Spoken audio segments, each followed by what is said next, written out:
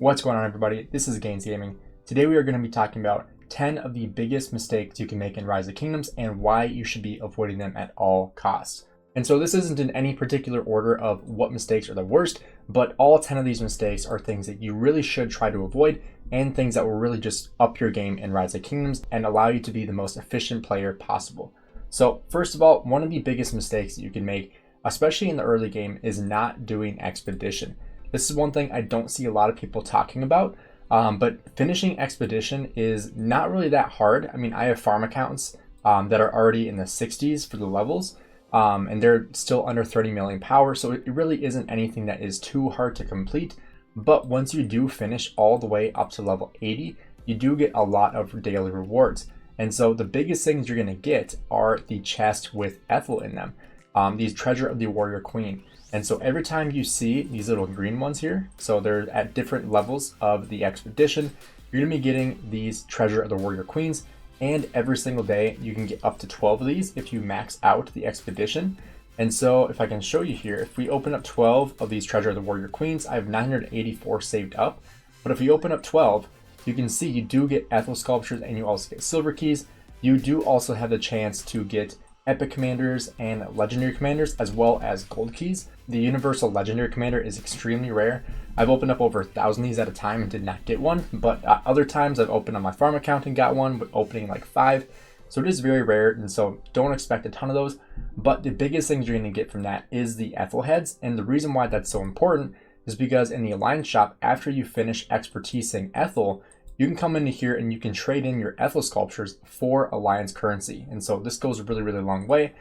You can buy tons of stuff in the shop. You can see right here, you can get speed ups, you can get peace shields, expansions, VIP, passports, teleports, all that kind of stuff. So this is a really important thing to note, is making sure you are prioritizing expedition so you can maximize the amount of Ethel sculptures you can get.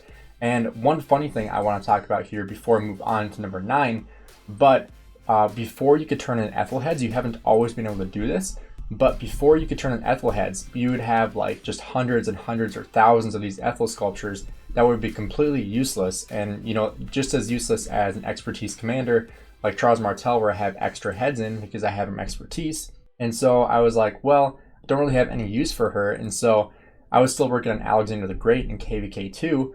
And so what I did was, and don't do this, this is one of the biggest mistakes I've ever made, was I was trying to level up Alexander the Great and I didn't have enough stars to do it because I was free to play. I was super low level. And so I traded in 467 Ethel heads for stars. And if you don't know how small these heads go in upgrading your star level, I'll show you here. If we go to Metmed, it's the same as any other commander. You can see with like just a normal star, you get 0.4 for the next star level, and then for a commander you get 0.04. So 10 commander sculptures are the same as one normal star. And so that kind of shows you how useless that was. And so that 437 Ethel heads converts into 2,185,000 Alliance currency, which is just absolutely insane. You could buy so many things with that much currency. You can see I have 13.7 million, so 2.15 million Alliance currency that you could have gotten for the amount that I put into Alexander the Great. So that is one of the biggest mistakes that I've made playing Rise of Kingdoms. So make sure you don't make that mistake. Coming here to number 2 is pretty similar to that, is investing your gold heads into commanders that you don't need. So for example, I have 1,230 universal gold heads. And so you don't really want to invest those into commanders that you really don't need, especially in Season of Conquest. But one good example is just commanders that you're going to get from the gold keys. So for example, like Double C here, I have him 5553, so I don't have him expertise yet, but I am relatively close. But I don't want to put gold heads into him, even if I was in KVK 1 here, and he's just really, really good in KVK 1 and 2. But I still don't want to put gold heads into him because I'm going to have access in the future due to opening gold keys and still getting his sculptures. And one example of that once again, one of the biggest mistakes I've made, when I first started playing Rise of Kingdoms, I wasn't planning on playing long term. Like I, just trying it out. It was like, oh, what the heck? I'll just throw stuff into everything. I was gemming every single building. Like I did not expect to play long term. And one of the first commanders that you get in Rise of Kingdoms is Cleopatra. If you remember, there's an event where you can unlock Cleopatra heads. I was like, oh, I know Cleopatra. She's a historical figure. She must be good, you know, for the game. So I'll invest in her. And so this is one of the biggest mistakes. Is you can't see it here, but I did put gold heads into Cleopatra at the very, very beginning of the game. And now, obviously, I trade them in at every single KVK, but I still have excess of her after expertising her. And then one other of my biggest mistakes with Cleopatra is actually trying to expertise her first from these crates here, the Commander Sculpture chests. I have 285 of these. And so the three options you have are Cleo, Seondeok, and Ashita. And so what I was doing was I was trying to expertise Cleo because she was the closest to expertise. But in reality, Seondeok is by far the superior in these three commanders. So you should be trying to prioritize expertise in Seondeok way over Cleopatra or Ashita. So make sure you aren't making that mistake as well. Next here, we have the VIP shop, and there's actually an additional one here. But first of all, maxing out the VIP shop for stuff that is not going to cost you gems. So I'm going to show you here on my farm account and just show you exactly what that looks like. I did not open them up on my farm account yet. So we will open up my second farm account and show you guys what exactly it looks like once you open it up every single week. This resets every single Sunday or every Sunday at reset. So for me, it's Sunday night at 7 p.m. The shop resets and you can buy out everything again. So you go into the shop, you go to VIP, and then you can see here, you can get 30, you can get 3,000 AP, you can get 50 5-minute speed ups, you can get equipment choice material chests, so you get 50 of those. You can also get these purple stars. I get these to trade them in for Alliance currency. And then you can also get the dazzling starlight sculptures. So that's 2 million wood right there. Then these are also really important to pick up as well, even on farm accounts. So these are going to be the blueprint fragment choice chests. So I always pick up all of these every single time. That way you do get to stack those up in the equipment here. So you can see I have a lot of these stacked up in my farm accounts. So that way I can refine all my gathering gear if I need to. If I have another gathering march or anything like that. The next thing with that is also maxing out the new shop here. And I'm sure we're going to get more stuff added to this, but this refreshes once again every Sunday at reset. So picking up 2 of these formation choice chests, all 20 of these blue formation choice chests. And then I always max out the Sage's testimony as well. That way you can get the building maxed out as fast as possible. I do have all my farm accounts at around level 21. Which is pretty good for farm accounts. I didn't spend any gems on these. These are all from, you know, just grinding out the travels every single day and also doing the dispatches on all my accounts. So that's one thing you also want to make sure you're prioritizing. And then while we're on my farm account, we'll actually just talk about this right now as well. But one of the other big mistakes is not utilizing your farm accounts. And that is going to be just, you know, using them. You can see right here, I do have my gathering marches out. I have one march in the pit here. You can see 2.4 million gold. You can also see I do have all of my farm accounts in here. So I have my farm 4, farm 5, 6, 7, 8. So I have all my farms in here gathering gold. Pretty much every single day I gather about, you know, 10 to 15 million gold just for my farms alone. So that adds up very, very quickly. And then also making sure you're doing the one true builds.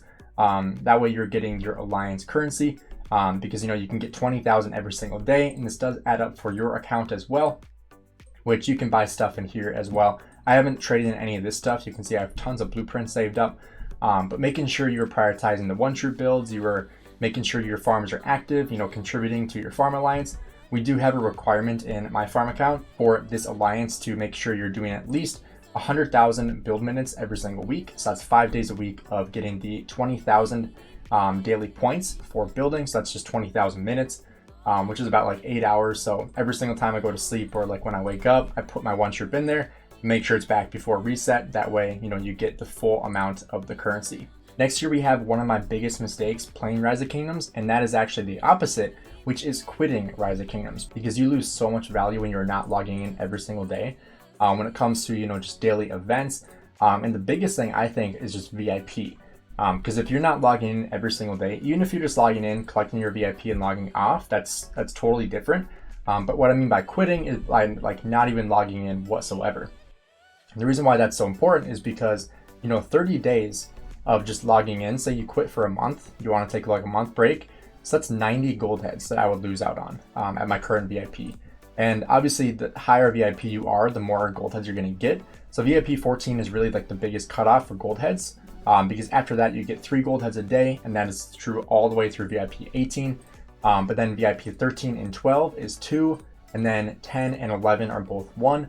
And so anything above level 10 VIP, you really should be logging in at least once a day just to even collect your VIP. If you're burnt out of the game, that's totally understandable, but making sure you are logging in for your daily VIP is really, really important because it does go a long way. Because as we know, gold heads are just so rare, and the best way you can get them is not through events, but literally just logging into the game. Because if I didn't log in for the next month, I would still be at 1,230 gold heads, versus if I just logged in once a day, collect my VIP, log off, I would be at 1,320 gold heads a month from now. And so that's not without playing any events.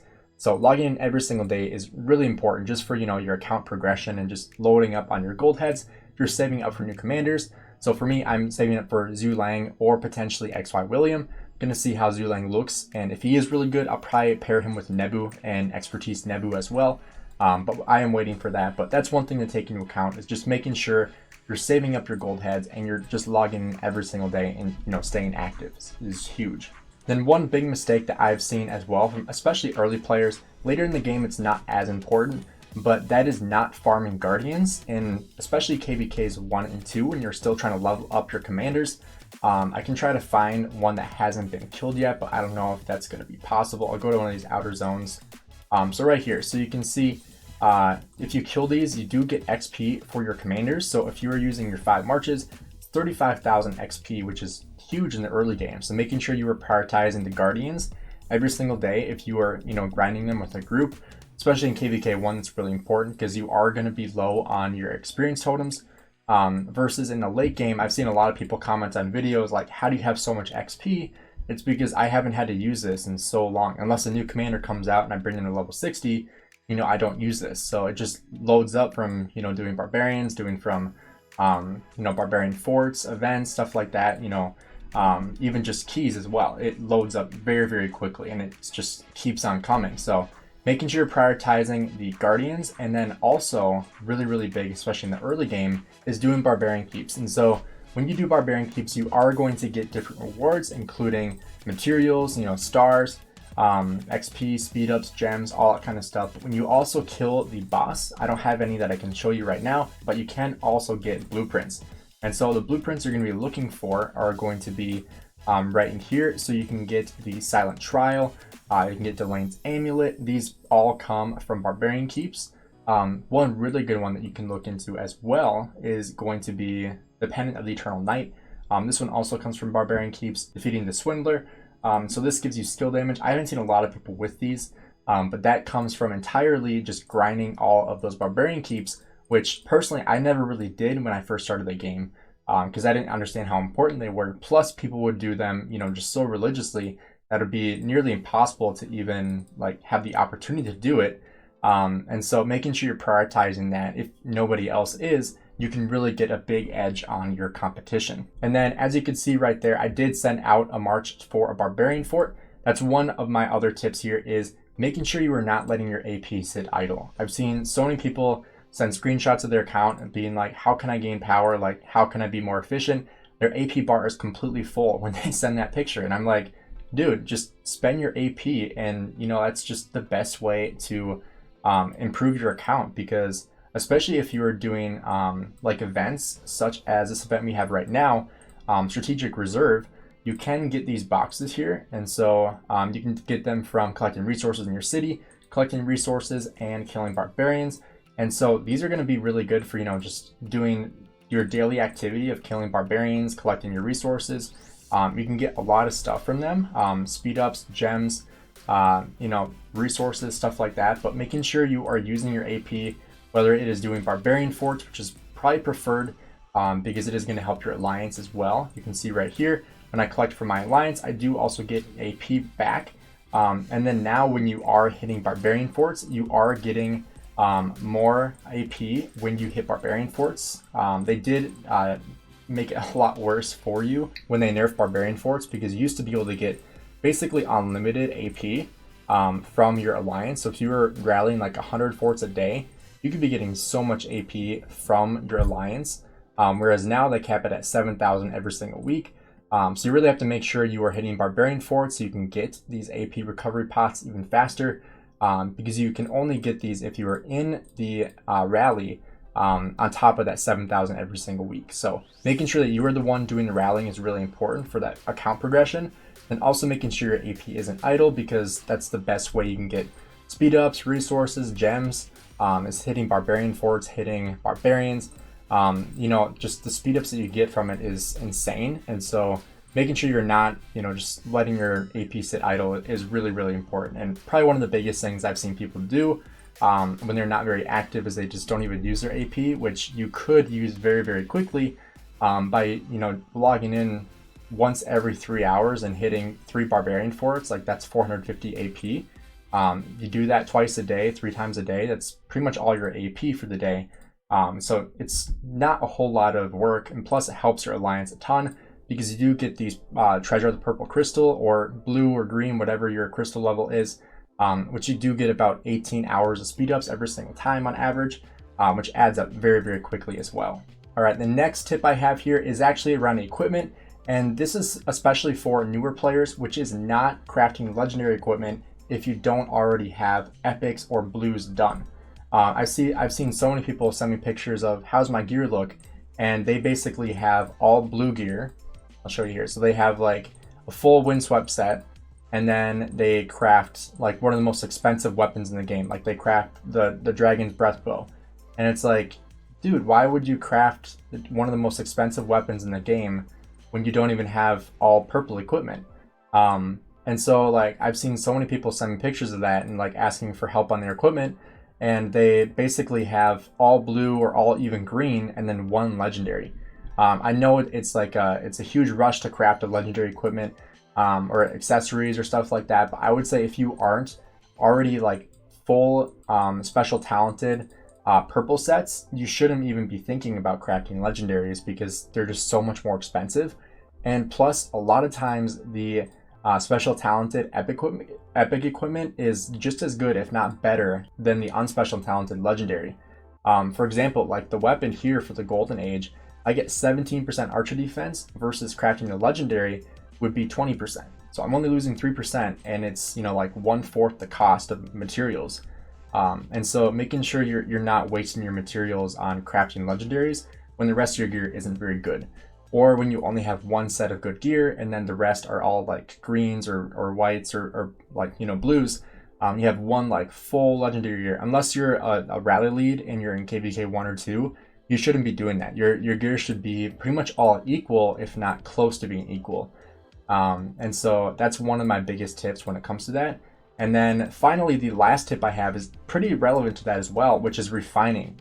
The refining system, I think, is oftentimes a complete waste, because I've seen a lot of people, same exact thing, like they have like 3-4 sets of gear, and they're like, oh, I really like my infantry, and so I'm going to refine all my infantry gear, when they still haven't upgraded like their Boudica, and they still have all blues and greens on their Boudica, but they're trying to special talent all their legendaries. They're wasting all their materials on, and all their gold too, on refining, when they could just be making a just as good set on another march. And so they're wasting a lot of materials refining. And in my opinion, refining is pretty much a waste unless you are doing rally leading or garrisoning. If you are not a rally lead or garrison, if you are open field only, you should not be refining whatsoever until you have full legendary gears on all of your marches. Like right now, I'm nowhere near ready to be refining whatsoever. I won't be refining until I have 5 fully legendary sets of gear. And like, this isn't even done. Like, not until I have full legendary sets of gear, I will not be refining, because it's a complete waste in my opinion, unless, like I said, you are doing rallying or you are garrisoning. And that's really the only reason you should be refining, is if you are the person who is rallying the objective or defending the objective for your alliance. If not, if you are just fighting the open field, refining is not for you. You should not be refining. It's as simple as that. It's a waste of materials. And a waste of a blueprint too. You could be, being a lot more efficient with your materials and your blueprints if you were actually, prioritizing having all of your marches having really, really good gear.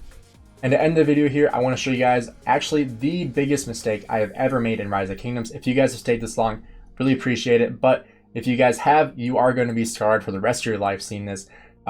When Charlemagne, and I know you guys are already thinking it, when Charlemagne got released into the KVK2 rewards, I looked at him, I was like, huh, he's the king of hearts, because, I like card games.